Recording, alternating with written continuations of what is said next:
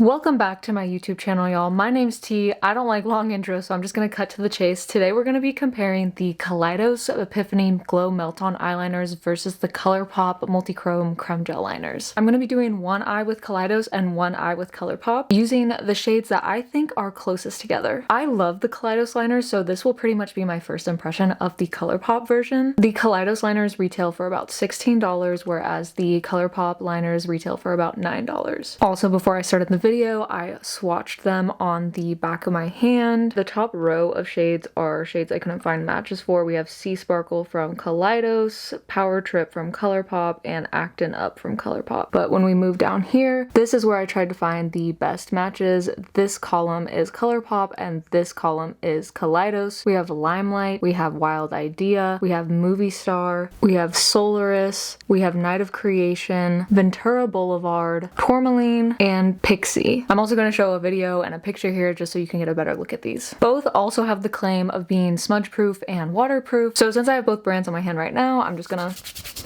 And they both seem to have remained intact. One more time.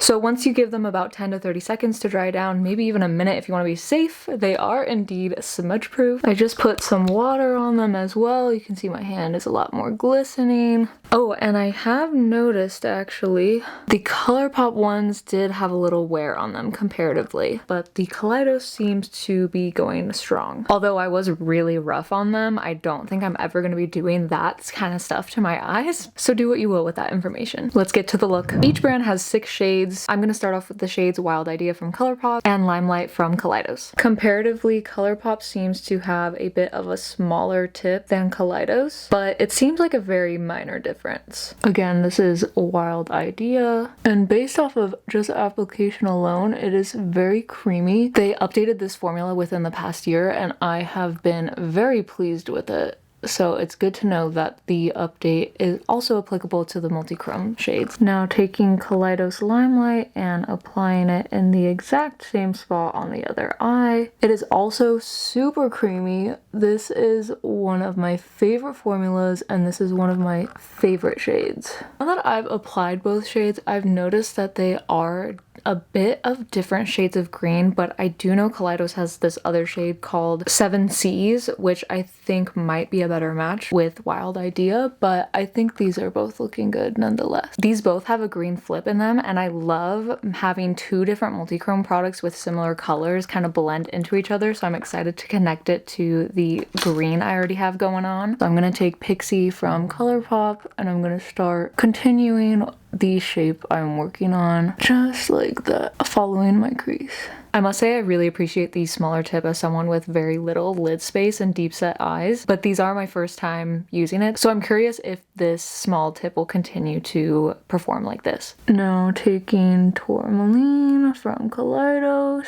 There we go. Gorgeous. Looking at both sides again, they're pretty similar, but it looks like the Kaleidos shade Tourmaline is a little bit of a lighter pink than Pixie from Colourpop. Up next, we have Movie Star from Colourpop and Solaris from Kaleidos. Now, my cousin did actually use Movie Star, so this has been used, so I'm curious if the tip will still perform well, but I'm not worried too much. Also, pro tip is you really don't want to twist up too much product when working with these. You want to just twist up just as much as you need so that it doesn't break on you. And something that's nice is that Pixie also has some orangey gold tones in it, so it kind of bridges Movie Star and Wild Idea perfectly together. Now taking Solaris for the Kaleidos side. And again, I don't know if you can tell on camera, but the Kaleidos shade tends to have a darker hue compared to the Colourpop shade, which skews a bit lighter. Oh my god, the shift on both of these is just looking phenomenal on each side. The last shades that I think could be potential dupes for each other are Night of Creation from Kaleidos and Ventura Blvd from Colourpop. Taking Ventura Blvd to create my wing. And something that I like to do when I'm using a pencil liner for a wing is I like to take an angled brush, swipe it out just so I can still have a sharp wing. And if the brush moved too much product when you were winging it out, I just fill it back in again. And you have yourself a perfect wing. Doing the same exact process on the Kaleidos eye.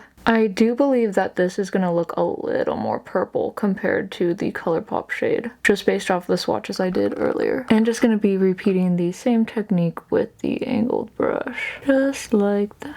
And this is the wing on the Kaleidos side. Again, like I said, it leans a bit more purple, whereas the Colourpop one is more of a cobalt royal blue. Both sides turned out really beautiful, but you can see the subtle differences in the hues from each brand. I did not have application issues or qualms really with either brand. I really like both of these formulas, and I'm really pleased with how both sides turned out. I love the Kaleidos liners. They are some of my favorites, and it's exciting to see Colourpop also go this route with their liners as well. I don't own 7Cs from Kaleidos, so I'm interested to see if that compares better to Wild Idea from Colourpop, the green shade, because I wonder if it's more of a perfect match rather than Limelight. Wild Idea and Pixie from Colourpop tended to skew a little darker compared to Limelight and Tourmaline, whereas Solaris skewed a little darker compared to Movie Star from Colourpop. And then as for the wing, Night of Creation just goes a little more purple, and this one's a little more cobalt blue, as previously said. Very, very subtle differences. Great formulas from both of them, at least in my opinion. I don't know, let me know what you guys think in the comments based on what you see in the video, or from your own experiences. The shades that don't seem to be potential dupes for each other are Actin Up and Power Trip from Colourpop and Sea Sparkle from Kaleidos. And here are the swatches for them on the back of my hand, trying to get the light to hit them as well. We have Sea Sparkle from Kaleidos, Actin Up from Colourpop, and Power Trip from Colourpop. I really like the shade Sea Sparkle